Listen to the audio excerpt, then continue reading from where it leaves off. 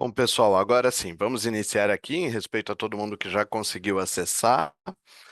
Primeiramente, boa tarde a todos, muito obrigado pelo tempo, pela disponibilidade de vocês. Me chamo José Vinícius Junco, mais conhecido aqui internamente como Junco da Gesplan.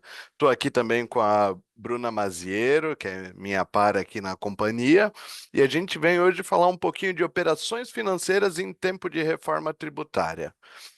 Já antecipando, tá, pessoal? O Q&A ali para perguntas e respostas vai ficar aberto. Então a gente vai trazer, mas eu já quero antecipar o que nós iremos falar, o que vai ter ao longo dessa jornada.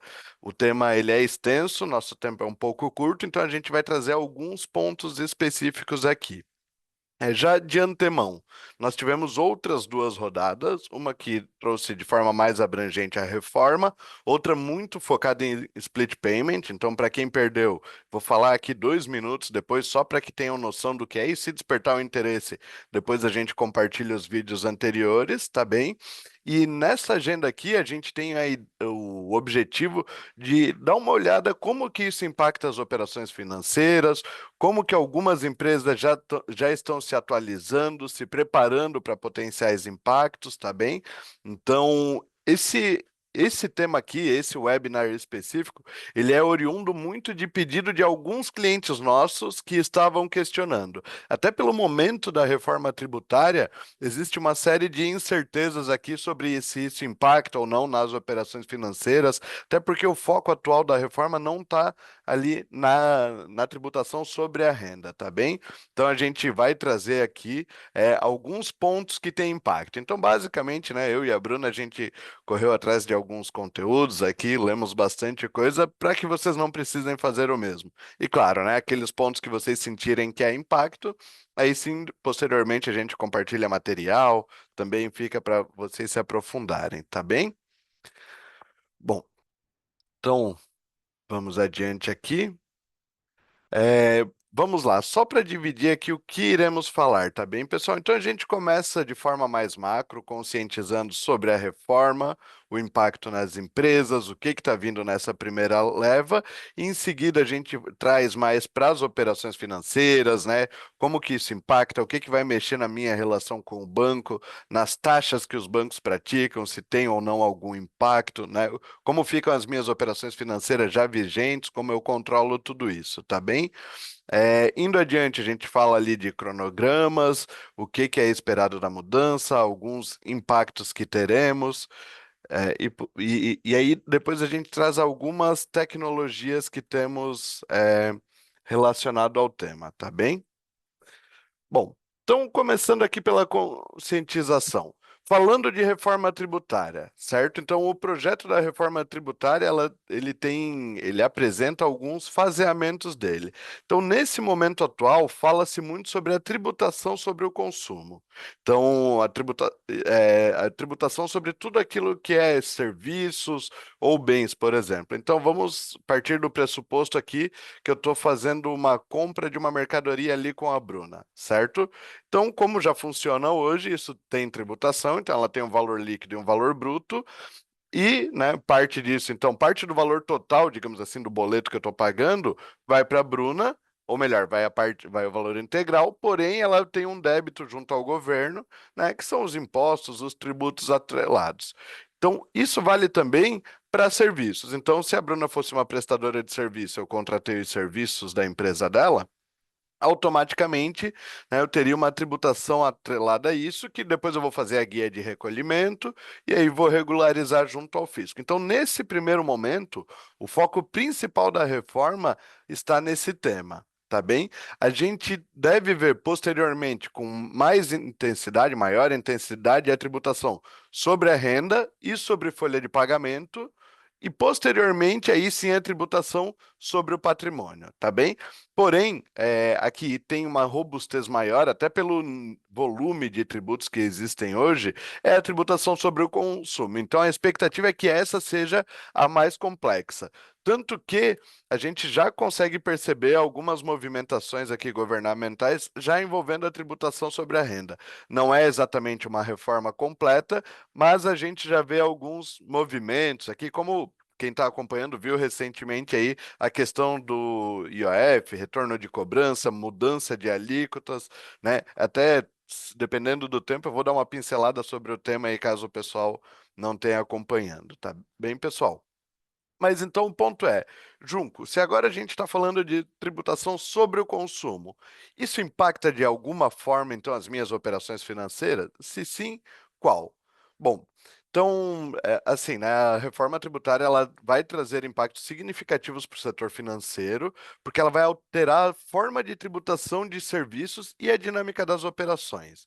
Então, as principais mudanças ali envolvem, né, substituição de PIS, COFINS e ISS, pelo Imposto sobre Bens e Serviços, que é o IBS, ou pela Contribuição Social sobre Bens e Serviços, o CBS. Então, essas duas siglas a gente vai entender mais na sequência, tá? Então, isso vai funcionar como um imposto sobre o valor adicionado. Só que ou seja, o IVA que a gente vê pelo mundo todo. Só que no Brasil a gente está chamando aqui de IVA dual. Então, é imposto sobre valor adicionado, quer dizer o quê? Já de forma bem simplificada. Tudo aquilo que eu estou agregando, incrementando de valor, eu vou tributar. Então, se eu começo uma venda aqui, indo já direto ao ponto, a Bruna está me vendendo algo, eu sou um atacadista, ela está me vendendo a R$ 100, com o imposto ali deu 130, por exemplo. Se eu for revender isso a 200, o valor adicional é 70. Então, a ideia é que eu não cobre novamente e tribute isso em cima dos 200 inteiro. Eu já paguei em cima dos 100 ali, né? 30 era imposto, então eu tenho só mais 70 de incremento. Então, a tributação, o imposto, ele vai ser cobrado em cima dessa diferença de 70. E como que isso vai funcionar? Através de créditos ali que a gente vai ter, tá bem? Mas aqui falando do setor financeiro, como existe a tributação dos serviços financeiros, e aqui é a principal mudança, isso deve trazer sim um impacto para o mercado financeiro. Então, né, começando aqui do zero, vamos falar um pouco sobre a diferença aqui nas modalidades. Bom, então hoje aqui a gente tem três principais linhas que vão unificar todo esse arcabouço fiscal. Então a gente tem a contribuição ali, que é a CBS, então ela substitui o PIS e a COFINS. A gente tem o IBS, que é o que substitui o ICMS, que é estadual, e o ISS, que é municipal. Então, o IBS é o que tem impacto direto aqui para as operações e instituições financeiras, tá bem? Então, esse aqui, como bancos vendem serviços financeiros via de regras, e aqui bancos, instituições financeiras em geral, fintechs, tá? Todos vão ter um impacto grande. Então, é nesse aqui, no IBS, que a gente vai ver algum impacto maior, tá bem? CBS acaba não tendo tanto impacto direto. E existe também o IS, né, que vem para substituir parcialmente o IPI, que é o Imposto sobre Produtos Industrializados, e ele será um imposto federal. O IS, tem muita gente aqui já apelidando de imposto do pecado. Por quê? Ele tende a incidir em tudo aquilo que de alguma forma afeta meio ambiente, saúde. Então, por exemplo, né, produtos derivados do tabaco, que contém nicotina, bebidas alcoólicas, tudo isso vai ter o IS, que é o imposto seletivo, ou imposto do pecado, né, ou seja, para quem é desses ramos, então vai ter uma tributação específica justamente para desestimular o consumo disso, tá bem? Mas o nosso foco hoje aqui ele vai girar mais em torno do IBS. Então aqui, gente, só de forma mais generalista, tá? Para a gente não se aprofundar muito. De novo, temos os outros webinars aqui que trazem um foco maior nesse tema e na visão de caixa da empresa, como isso impacta o caixa, mas só para a gente entender as fusões aqui. Então, a contribuição sobre bens e serviços, que é o CBS, ele ocorre aqui, a junção do PIS e a COFINS, tá? E também do IPI. E aí, claro, né? A gente pode ter casos ali onde eu vou ter o IS. Já o IBS, então, ele justa ali o Imposto sobre Circulação de Mercadorias e Serviços e o Imposto sobre Serviços, tá bem? Essa é a distinção. Então, só aqui a gente está pegando pelo menos 5 tributos federais, municipais, estaduais, e está simplificando para 2. Então, aquele conceito de IVA, né, onde eu tenho, igual nos outros países, que via de regra é uma única tributação, aqui a gente já vai nesse caminho. Qual que é o grande detalhe quando a gente fala no comparativo com outros países, certo? O grande detalhe está nas operações financeiras. Por quê? Lá fora, operações financeiras, via de regra, não são tributadas, tá bem? Na majoritariedade dos países. Então, aqui conosco, isso será. Então, aqui a gente já vê que, né, o modelo ele busca seguir aquela mesma linha, mas no Brasil ele tem uma vírgula a mais aqui que a gente vai falar na sequência, tá bem? Então, aqui, só para quem perdeu o nosso último webinar, de forma muito breve, tá? Tem um ponto aqui que ele deve impactar diretamente no caixa, então, que é o split payment. Então, no novo modelo, eu não consigo mais trabalhar com, né? Então, isso, embora não sejam operações financeiras, ele vai afetar direto o caixa da minha empresa. Consequentemente, eu tendo a ir mais a mercado, levantar capital, cobrir um gap que é um pouco maior. Por quê? Com o split payment, né, o modelo que ocorre uma venda, a parte que corresponde ao tributo é repassada diretamente para o fisco, enquanto o valor do produto vai para o vendedor. Então, aquele cenário. Comprei da Bruna uma mercadoria aqui que custa R$ 1.000, né? Esse é o preço de venda dela. Vamos supor aqui, para facilitar a conta, uma alíquota de 30%, que é a tributação atrelada. Legal. Então, o que eu estou pagando aqui no boleto, ou vamos supor que no Pix, seria R$ 1.300 o valor bruto. Hoje, como funciona? A Bruna recebe esse valor no caixa dela, né? Vai emitir a guia e daqui aproximadamente 60 dias ela vai liquidar isso. Então, na mudança do modelo, não. A instituição financeira já no momento desse pagamento, ela já identifica, segrega os valores e aí manda para a Bruna somente os R$ 1.000 que competem à venda dela e já manda direto para o governo essa diferença de R$ 300. Então, eu não consigo mais trabalhar com esse caixa do governo, né? A gente sabe que até como forma de estratégia, existem empresas que se beneficiam disso, acabam optando por pagar o governo com atraso, com juros, por, né, no cálculo ali ficar mais barato que captar um recurso de algumas outras fontes.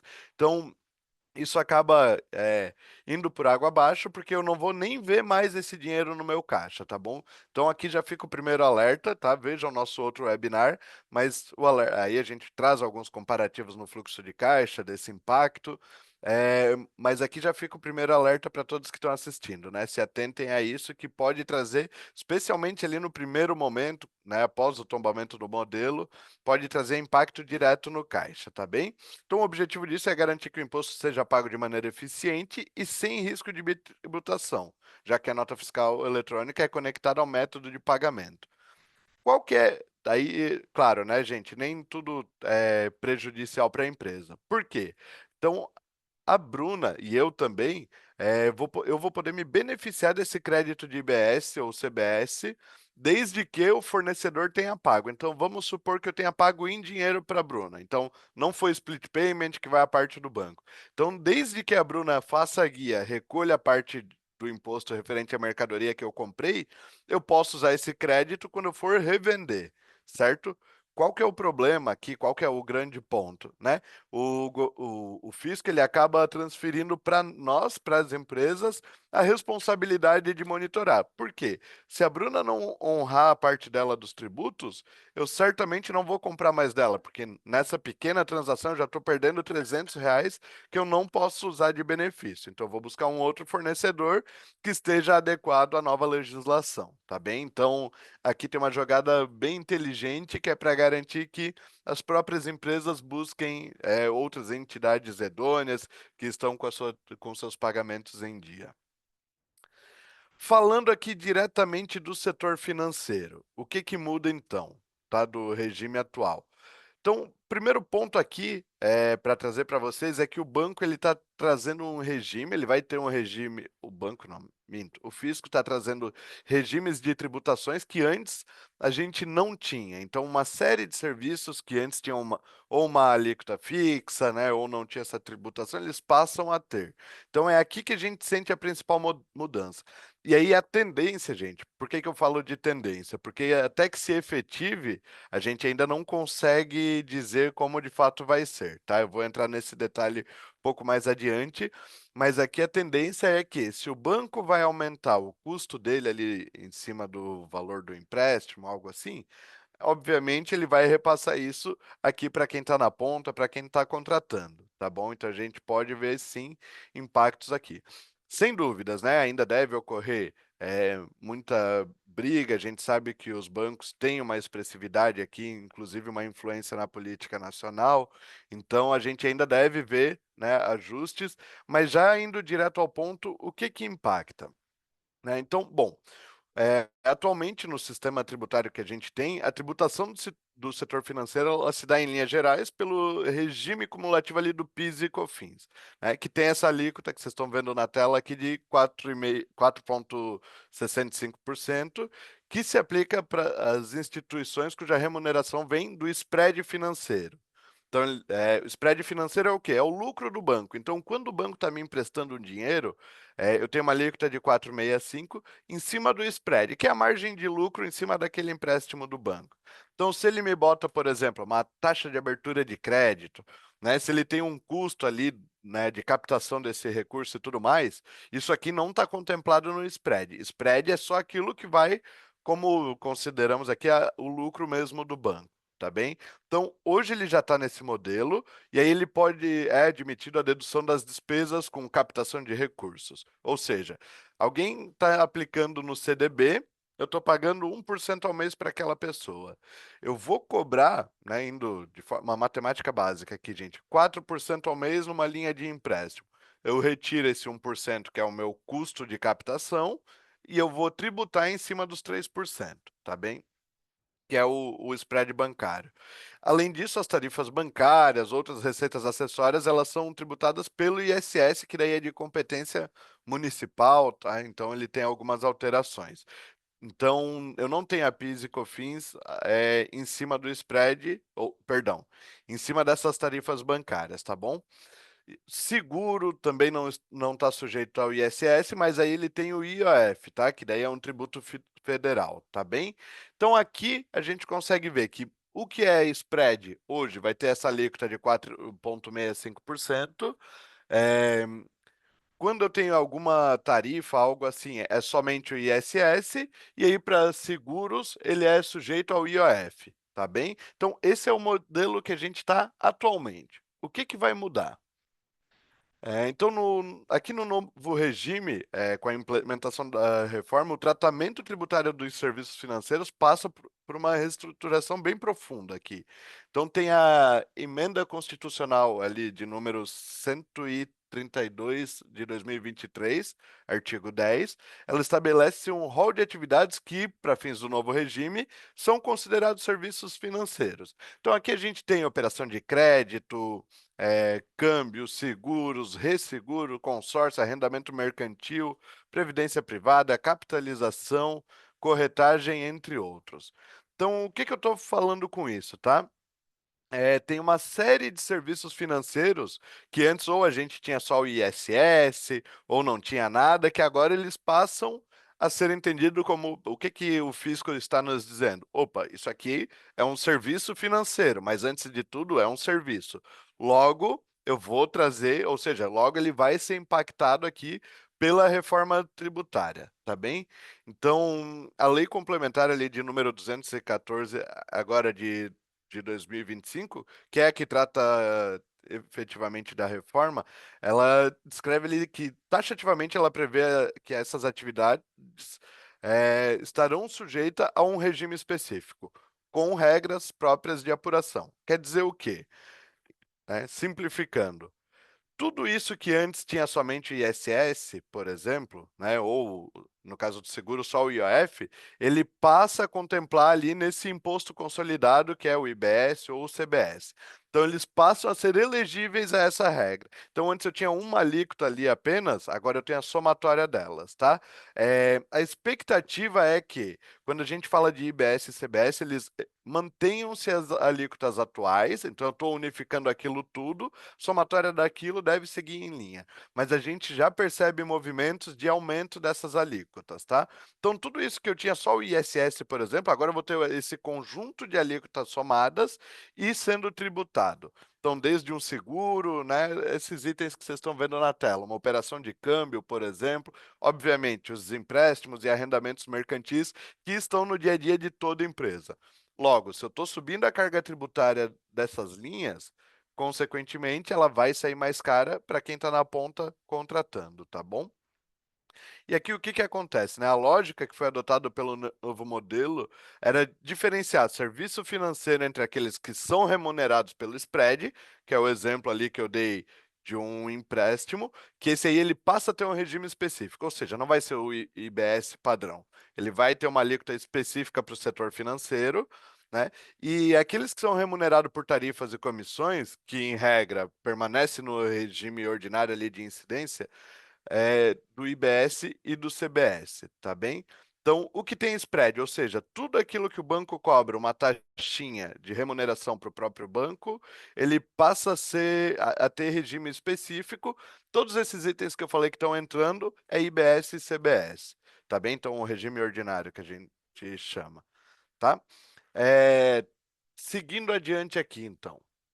Sei que está confuso um pouco ainda, tá, gente? Mas a ideia é mostrar que o, no geral, aumenta-se a carga tributária, tem diversos itens que não tinham ou tinham cargas menores que vão passar a ter uma carga mais robusta. E aí, óbvio, esse impacto chega direto para o consumidor final.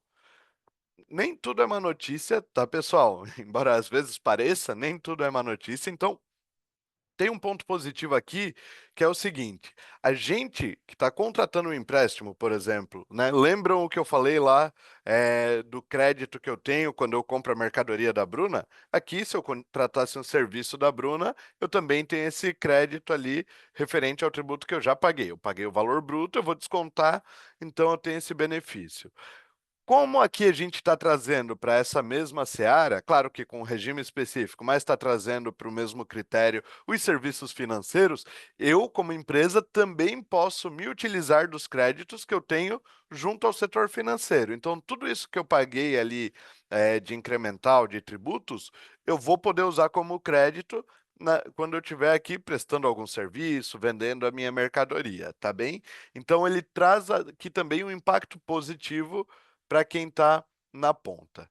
Aqui só de forma simples, tá, gente? Fiquem tranquilos, depois eu mando o Excel para vocês pronto, posso elaborar aqui, né? Vou compartilhar o material, mas só para quem quiser entender um pouquinho mais disso que eu estou falando, dessa tributação no spread bancário, como ela funciona. Então, no item 1 aqui, eu vou ter a minha base de cálculo, tá bem? O que que compõe a minha base de cálculo? De forma simplificada,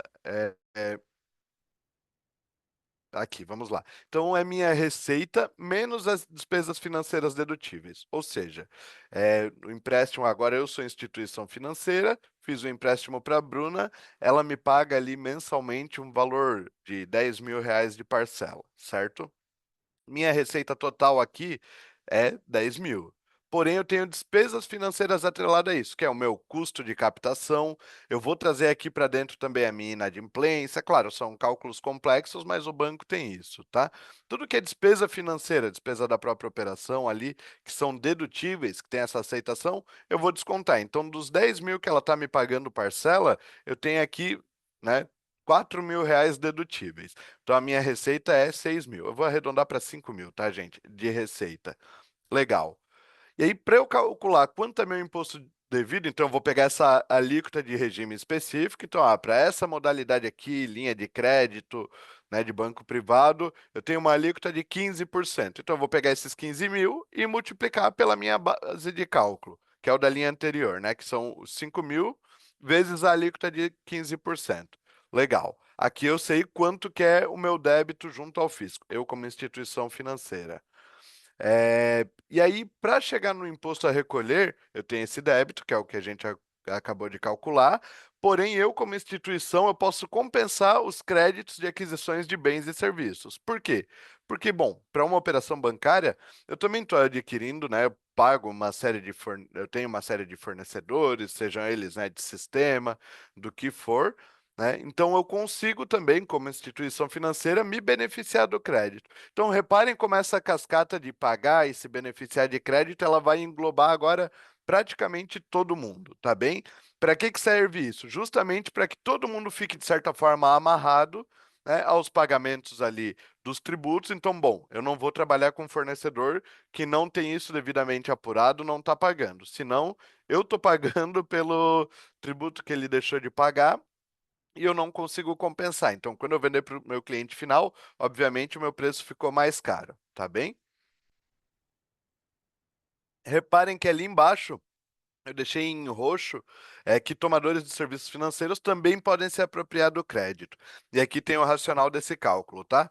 Então, aqui, né, obviamente, a gente tem muitos clientes hoje participando, então a gente já vai entrar mais no detalhe aqui de dentro da tecnologia, o que que já está sendo feito, mas, né, para nós que não somos bancos, que eu imagino que seja 98% de quem está aqui assistindo, a gente pode se beneficiar desse crédito, tá?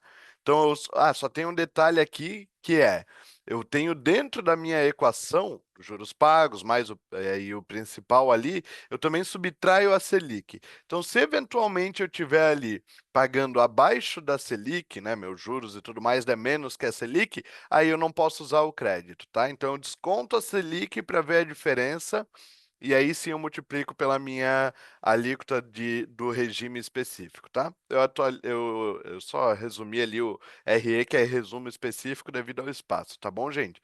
Então, a ideia é isso, tá? Primeiro ponto aqui, vem mais tributação, tem itens que não tinham uma carga tributária tão grande e agora passam a ter, mas eu posso usar o crédito de tudo isso que eu estou pagando de tributo, tá? Então eu perco por um lado, mas eu acabo compensando aqui na outra ponta, tá bem?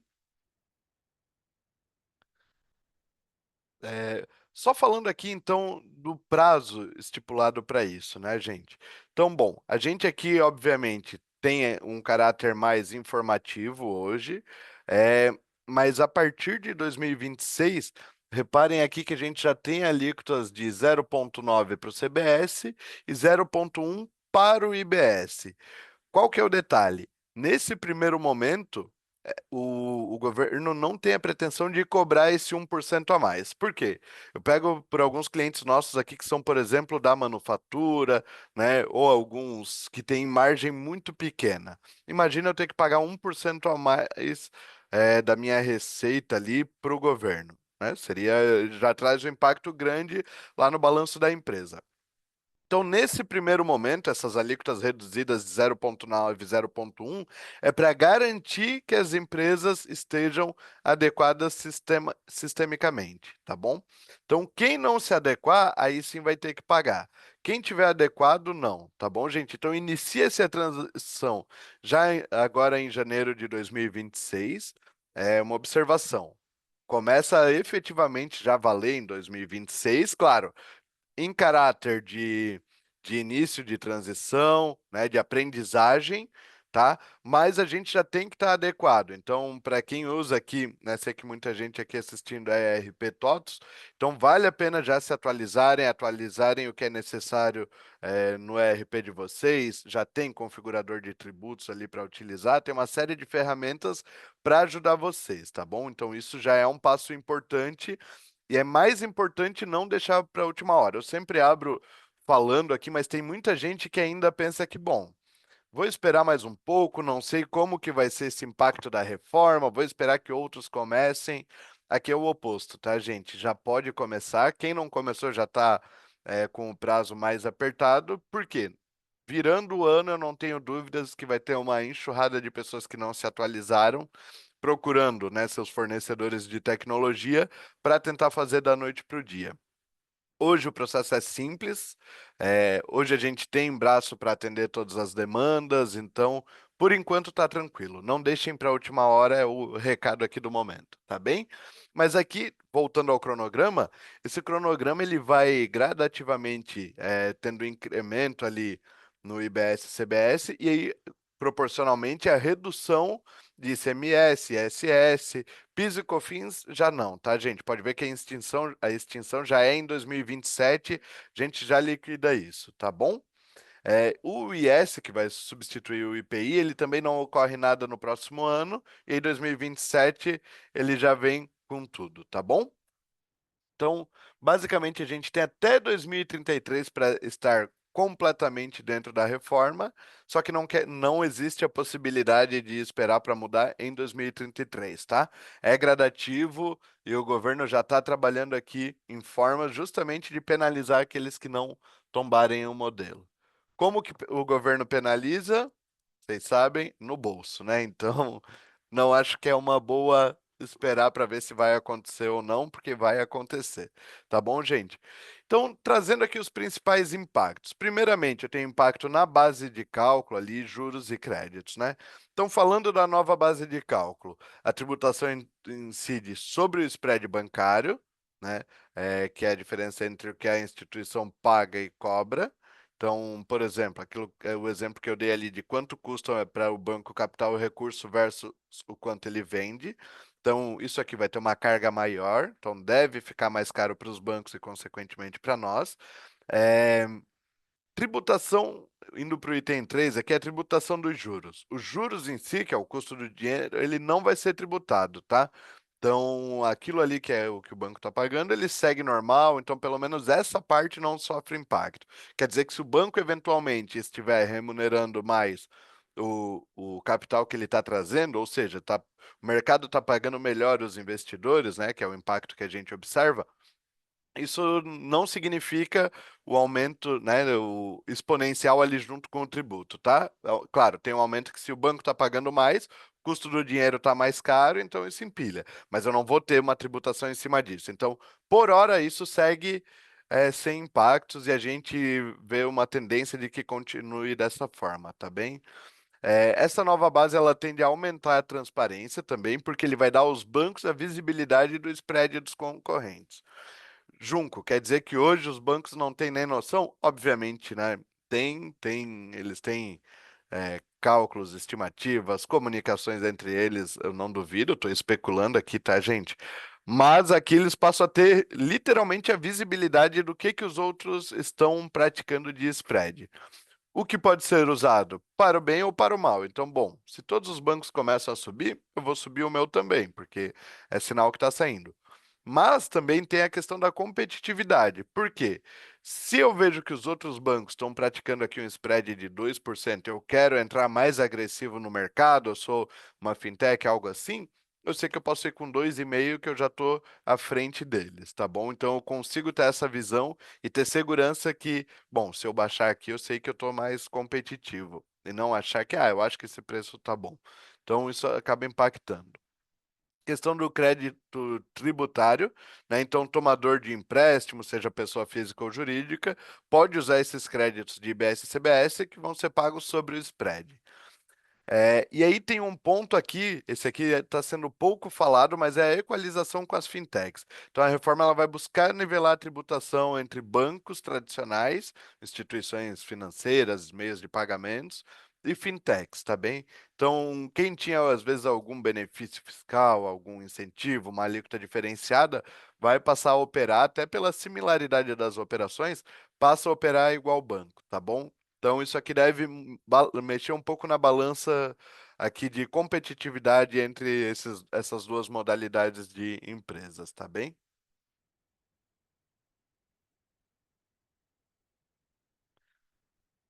Pessoal, eu vou pedir desculpa para vocês aqui, tá? Itens 5 e 6 eu não tirei. Eu vou falar dos quatro primeiros itens, que é os desafios operacionais para adaptação. Então, o primeiro item é o período de transição, que a gente já viu aqui anteriormente como é que vai funcionar essa curva. Então, como eu falei, começa em 2026. Para muitos, já começou e começa agora, tá bem? Para quem não começou, eu recomendo que comece hoje. Mas a gente viu que ele tem uma curva ali. Para as empresas e também instituições financeiras, existe essa necessidade de adaptabilidade e atualização sistêmica, tá? Porque eu vou ter essa segregação, obviamente, né? Partindo da premissa que permaneçam as mesmas alíquotas, mesmo que acumulando ali, unificando, né? Eu não tenho impacto financeiro, ou melhor, né? O meu demonstrativo de resultados lá ele fica muito similar, mas eu tenho esse impacto diretamente no caixa, tá bom? Até eu vi ali que tem um questionamento sobre o Reinf, tá? Eu vou tentar responder na sequência, tá bom? Só para, como esse era o tema do outro webinar, eu vou buscar aqui no final responder. Mas aqui, então, para as empresas, tem essa necessidade de atualização sistêmica e o quanto antes começarem, melhor. Porque, embora contabilmente, se permanecerem as alíquotas ali não muda tanto, muda o meu caixa, porque eu deixo de receber esse dinheiro no caixa e acabo perdendo algumas opções de manobras que hoje o regime atual permite, tá bem? Para bancos e fintechs. Aqui tem uma mudança muito grande, tá, gente? Por quê? Eles precisam ter a correta geração de créditos tributários, né, demonstrativos ali, como extratos bancários e demais. E também eles precisam ter um controle avançado para o split payment. Por quê? O split payment ele tem três segregações aqui distintas. Então tem o completo online, que é no momento do pagamento o banco já identifica se eu tenho crédito ou não, né, quanto que é o tributo para o meu segmento, segrega, manda para o fisco um valor, manda para mim o que realmente compete à minha venda. Esse é o completo online, só que ele é um pouco mais utópico. A gente sabe que ele é mais difícil de manter-se de pé com todas as empresas do Brasil, então a expectativa aqui, gente, é que ele demore um pouco ainda a estar totalmente funcional. Tem o completo offline, onde aí a instituição financeira tem até 3 dias para fazer essa apuração, segregação de valores e a correta distribuição conforme os créditos, tá bem? E aí a gente tem o que é regime específico. Então, é esse do banco que eu mencionei, ele vai ter um regime específico para o banco, fintechs, que aí eles mudam um pouquinho a regra, tá, de apuração e de controle, tá bom? Fora outras modalidades que a gente tem, eu ainda vou poder recolher por guia, tem algumas alternativas em alguns segmentos específicos que seguirão válidas, mas a tendência é que o split payment seja a maioria do mercado através dele, tá? É para onde o governo está direcionando. Então, aqui tem muita adequação tecnológica que vai impactar tanto os bancos quanto as empresas no dia a dia nesse viés de caixa, tá bem? E aí a questão da incerteza regulatória. Então, por mais que a gente está evoluindo aqui bem, já tem muita coisa desenhada, né? E a lei complementar aí ela já define muitos desses pontos. Tem ainda detalhes que dependem de outras legislações complementares. Então, como eu falei lá no começo, gente, ainda vai ter muita coisa que vai ser adequada, reajustada. Naquele período de transição, não tenho dúvidas que podem vir ajustes e adequações, tá bem? Então, esses são os principais pontos aqui. E em qual momento estamos, né? Conscientização para alguns que estão nessa agenda. Tem muitos que já estão na etapa de configuração do ERP, que costuma ser o coração ali da empresa, mas também das demais tecnologias, tá? Porque aqui a gente está falando de impacto em áreas fiscais, financeiras, eh, né? Contas a pagar, contas a receber, tudo isso sofre impacto. Contas a pagar, teoricamente, nem tanto, porque o valor bruto que eu pago ainda vai ser o mesmo, mas o meu contas a receber, sim. Então, impacta meu caixa, deve impactar, então, minhas políticas de créditos, tá? Então, toda a tecnologia atrelada a isso já faz sentido a gente começar a adequar. E também, né, no terceiro passo aqui, daí eu começo na gestão de documentos fiscais eletrônicos. Então, aí sim, a expectativa é que eu tombe o ano já emitindo tudo com muito mais clareza e transparência, tá bom? E aí eu começo a fazer essas apurações já corretamente. E aí, para isso, gente, até vou convidar a Bruna aqui, né? O que que eu posso fazer, então, Junco, para tentar acelerar a minha adaptabilidade? Ou melhor, o que que eu posso fazer, Bruna, né? Aqui, para acelerar a minha adaptabilidade, como que eu garanto que eu estou adequado a essas mudanças? Lembrando, gente, aqui a gente está falando só de impacto indireto, ou seja, IBS e CBS, ele tem impacto sobre mercadorias, serviços, né? Mas a gente vê aqui que ele já vai trazer impacto também nas nossas operações financeiras e transações do dia a dia. Então, como que eu faço aqui? É, quem é o Junco, a Bruna e o que que eles têm aqui para somar, né? Para a gente tentar simplificar essa transição e também no que tem por vir, né? Quando vier, por exemplo, uma adequação sobre a renda, mudando a alíquota de imposto de renda, né? Imagina recontrolar tudo que eu tenho ali de planilhas e tudo mais. Então, Bruna, por gentileza. Boa tarde. Olá, boa tarde, pessoal. Junco, obrigada pela passagem aí de bastão. Agora a gente vai linkar o que o Junco conversou até agora com vocês, justamente com o produto da linha Gesplan. Então, hoje a gente atua diretamente aí com a gestão financeira. E, claro, é um prazer estar aqui com vocês, justamente para a gente falar de um tema aí que é extremamente atual e relevante para a área de praticamente todos, eu imagino, que estão aqui, né? Gente, quando a gente fala de linha Gesplan, a gente está falando de uma linha de produtos que não é recente no mercado, nós já viemos aí com uma expertise gigantesca, né? Liderando o nosso segmento, inclusive voltados para a solução de gestão de tesouraria corporativa. E de encontro a isso, a gente vem também com um outro módulo que a gente tem aqui, que é a parte de planejamento e orçamento. Como vocês podem ver nessa lâmina que a gente está apresentando nesse momento, nós temos esse módulo voltado ali para o gerenciamento orçamentário, tá? Que não é o que a gente vai falar hoje, mas claro, posteriormente, se for a ideia, trocar uma ideia sobre o tema também, a gente volta nesse ponto, agenda uma conversa aí com vocês e detalhamos um pouco mais. O Junco tá passando aqui para mim, gente, então eu olho para ele, espero ele passar e aí a gente vai seguindo dessa forma. Depois a gente tem 15 minutinhos. Se der tempo, eu quero acessar a ferramenta ali com vocês. A gente vê se realmente vai ter como, até para não passar aí do horário para vocês também. Mas, como eu comentei, não somente para o módulo de planejamento orçamentário, para os demais também a gente pode marcar uma agenda aí de 30, 40 minutos para falar individualmente com vocês e entender o cenário de vocês também, tá?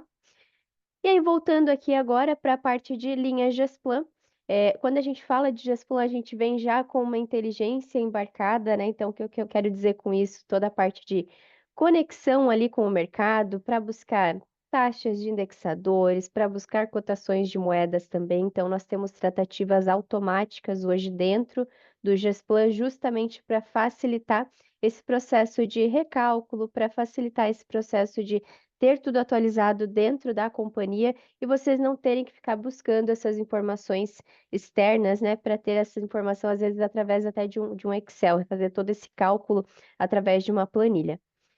Questão de melhores práticas. Hoje nós viemos em conformidade aí com regras locais, regras internacionais. Então, tem uma lâmina ali para frente que eu já vou abrir um pouquinho mais no detalhe isso também para vocês entenderem no que a gente se refere quando a gente fala de conformidade com regras locais e internacionais.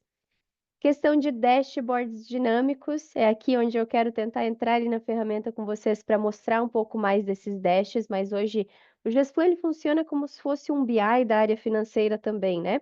Então, todas as informações que vocês têm ali dentro da ferramenta, por exemplo, eu consigo convergir em dados. Então, eu transformo em gráficos, eu posso transformar em tabelas, eu posso criar agrupamentos dentro desses gráficos justamente para facilitar a visualização de todo o time que está acessando esses relatórios.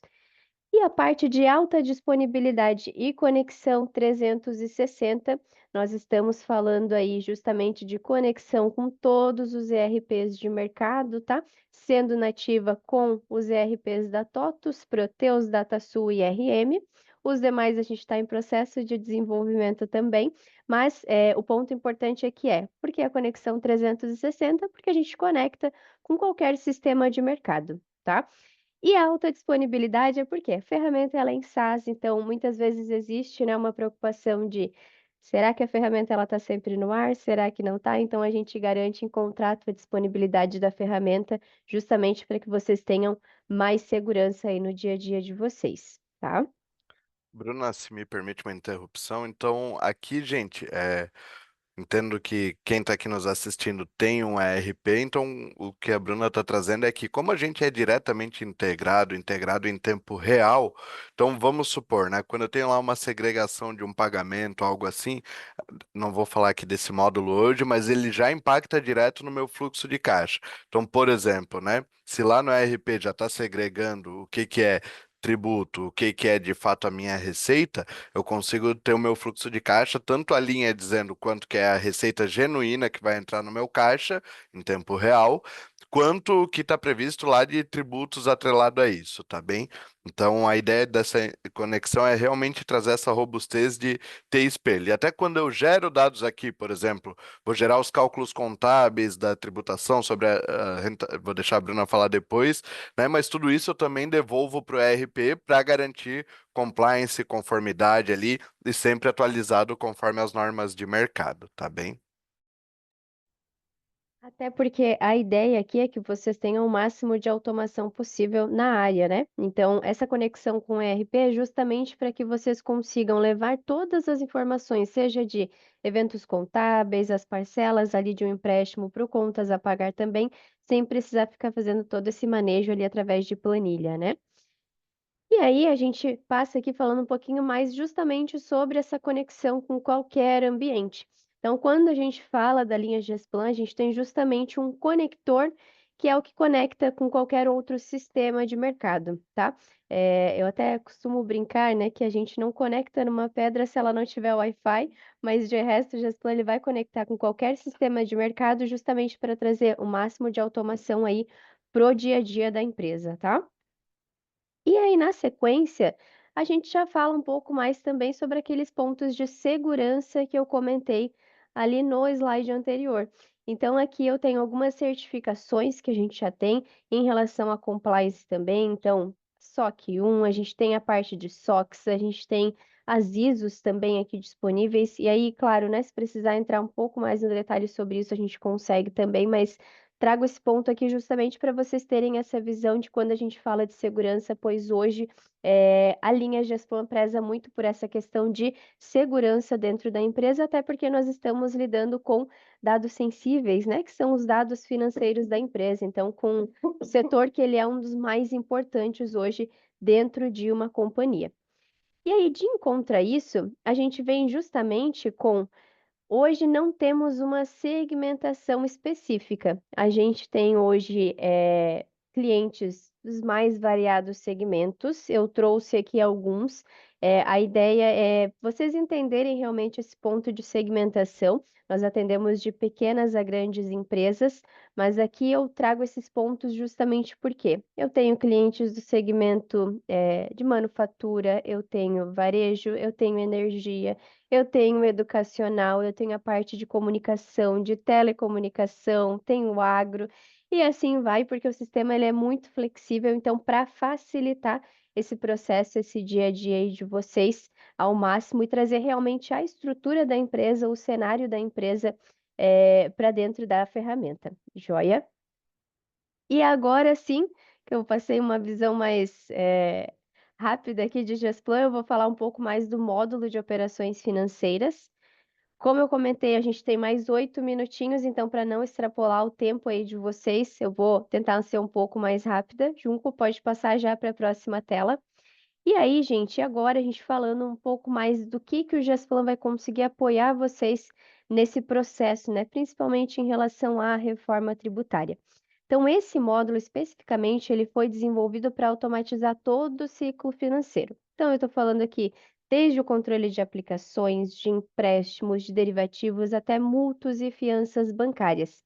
E claro, né, facilitar aí da forma mais rápida e intuitiva para que vocês consigam otimizar o tempo de vocês dentro do time financeiro e também facilitar a tomada de decisão, né? Então, eu consigo fazer hoje dentro do Gesplan desde cálculos básicos até cálculos mais avançados. Até porque o ponto aqui não é nem sobre fórmulas complexas, tá? Mas sim sobre a capacidade que o sistema tem ali de refletir automaticamente todas as variações de indexador, de taxas de moedas, taxas de indexadores, desculpas, e a questão ali de cotações de moedas também. Isso de forma sempre integrada ao ERP. Então, ele vai fazer toda a contabilização, todo o cálculo e levar essas informações para o ERP de vocês, tá? Isso, nesse momento, né, é muito importante, até porque, com essas mudanças trazidas ali pela reforma tributária, vocês terem uma base financeira, né, sólida e também automatizada, vai facilitar que vocês simulem cenários, ajustem contratos e façam também um planejamento do impacto tributário de forma antecipada, né? E também por ser uma solução SaaS, o Gesplan ele sempre está atualizado com as melhores práticas de mercado. Então, todas as novas atualizações que a gente busca ali entender com o mercado, a gente já traz para a ferramenta para que todos os clientes tenham isso de forma sempre automatizada e atualizada. Joia? Junco, pode passar. E aí aqui a gente está vendo também o que que a gente consegue fazer com a parte do módulo de operações financeiras, né? Então a gente vê de forma mais prática o que que o módulo ele de fato entrega. Então, como eu comentei até com vocês antes, ele vai trazer todo o controle ali das dívidas e aplicações, com marcação a mercado, vai trazer também esse acompanhamento lá no fluxo de caixa de vocês, para que vocês tenham essa informação a valor presente, até porque isso se torna essencial quando a gente fala de impactos tributários ali sobre juros, sobre variações cambiais e as operações financeiras como um todo, né? E aí, outro ponto importante, tá? É a unificação ali das informações financeiras. Por quê? Claro que a gente continua utilizando planilha, sempre existe planilha paralela, né? O Junco mesmo que fala, depois do cachorro, o melhor amigo do homem é a planilha, e isso é inegável, a gente usa para a vida pessoal, a gente usa na vida profissional também. É clássico, mas aqui a ideia é que a gente consiga reduzir esse controle em planilhas paralelas, até para que vocês tenham muito mais confiabilidade nos dados. Então, até para atender normas ali, como IFRS 16, como auditorias de SOX também. Então, a gente consegue apoiar vocês nesse processo. E, claro, né, com a reforma tributária, as áreas contábil, fiscal, financeira, elas vão precisar se conectar ainda mais entre si. Então, a ideia do Gestão é justamente favorecer essa integração entre áreas dentro da empresa, tá? E aí, um ponto que eu quero destacar aqui para vocês é a questão das análises ali e simulações de risco também. Então, a ideia do Gesplan é trazer as projeções de cenários que vão ajudar a empresa a entender como as alterações tributárias, câmbio ou taxas vão afetar a liquidez ou o endividamento, e também eu consigo trazer esses relatórios dinâmicos que eu comentei com vocês anteriormente, para que vocês tenham essa facilidade na tomada de decisão, até porque, no fim, né, a informação é o que dá o poder para vocês agirem rápido e com segurança, tá? E aí, trazendo agora. Estou finalizando já, gente, chegando ao final. Então, a gente vê aqui na essência do módulo como que uma solução, né, completa de gestão financeira e empresarial é importante. Aqui eu trouxe justamente um dash para vocês visualizarem. Então, aqui eu estou misturando, na verdade, tá, duas telas do Gesplan, justamente porque como a gente tinha um tempo mais reduzido, eu tentei otimizar essa visão. Eu tenho em cima ali alguns gráficos que é justamente em relação a esses dashes que nós conseguimos trazer e apresentar a vocês, né? Dashes que eu digo são personalizados, não são dashboards prontos. Nós temos alguns prontos na ferramenta para facilitar esse processo interno aí de vocês e vocês já terem ali inicialmente alguns gráficos prontos, mas vocês podem criar de acordo com a necessidade, tá?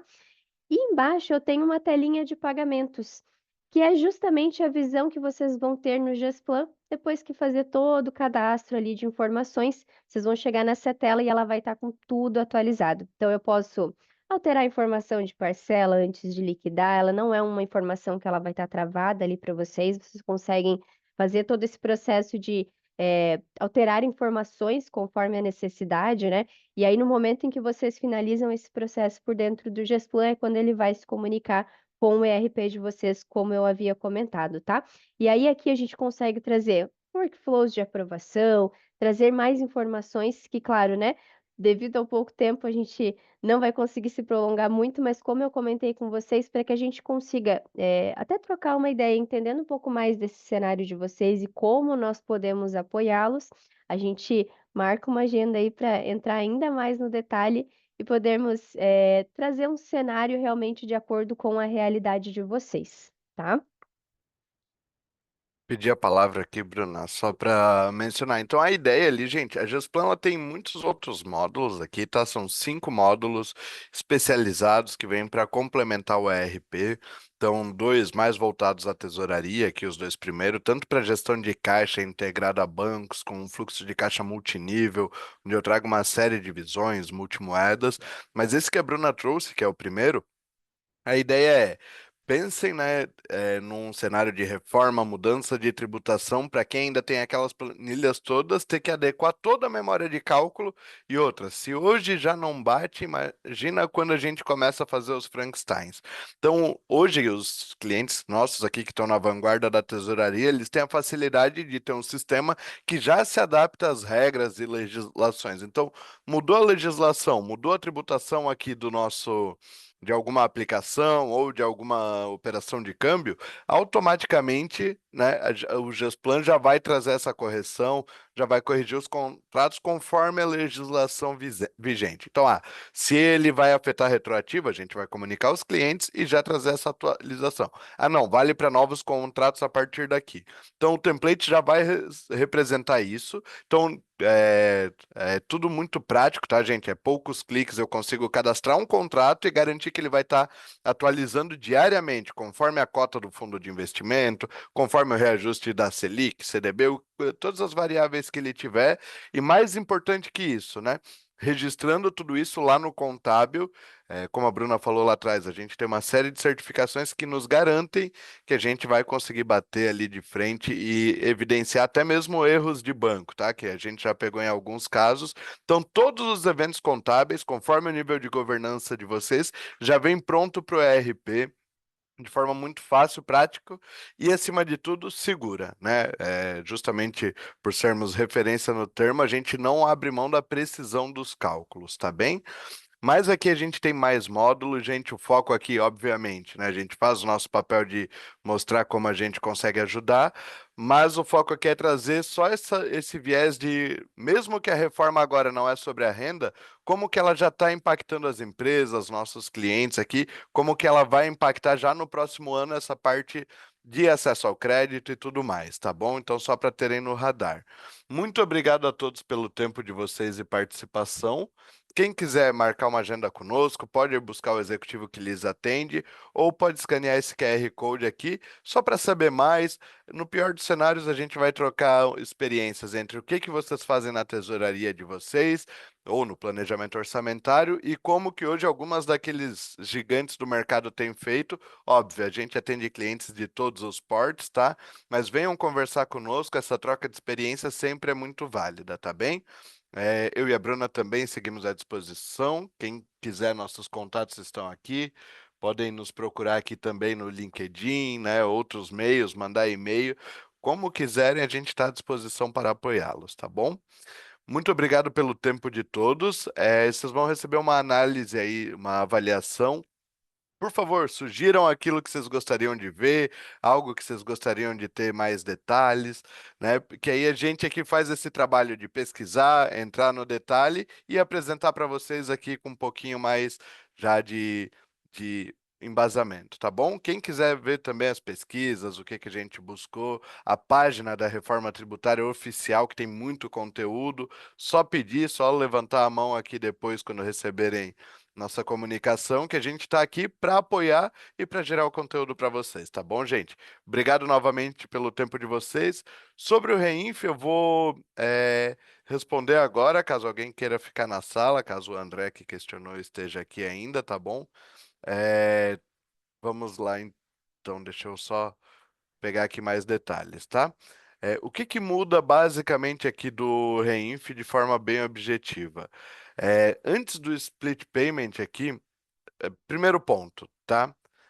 Quando há split payment, o Reinf ele não muda diretamente, porque ele é estruturado para o sistema financeiro e contábil da empresa. Então, em linhas gerais, né? A obrigação da informação permanece, ou seja, mesmo que o pagamento ele está saindo fracionado, a empresa continua responsável por declarar o Reinf. Então, mesmo que, num caso de split payment, ocorra a retenção lá do tributo que lhe cabe, você ainda tem que declarar isso no teu Reinf, tá? Então, o dinheiro não entra mais, mas a responsabilidade ali de informar que aquilo foi pago ainda lhe cabe, tá bom? Então, o banco ele só tem essa função mais operacional de gerar o repasse automático, tá bem? Então, de forma geral, esse é o principal impacto. Então, eu não vejo mais esse dinheiro, o pagamento pode ocorrer de forma direta, mas eu ainda tenho que fazer a comunicação lá e declarar isso no Reinf, tá bem? E aí o split ele vai só automatizar a parte financeira, não a escrituração. Então, o registro contábil e fiscal, registro dentro da empresa, tudo isso segue sendo feito ali dentro do ERP, né, do teu sistema competente, tá bem? E aí o envio ao Reinf, tá bom? Então, de novo, o banco ele vai cuidar só, vai facilitar ali a parte da operacional, mas o registro de tudo isso ainda compete à empresa. Então, claro, né? E daí, sistemicamente, por exemplo, tendo o Gesplan aqui, a conciliação disso fica mais fácil, evita erros, identifica se tu não tem um lançamento lá no ERP, então ele vai te elencar isso, mas, de novo, a obrigação segue a mesma, tá bom?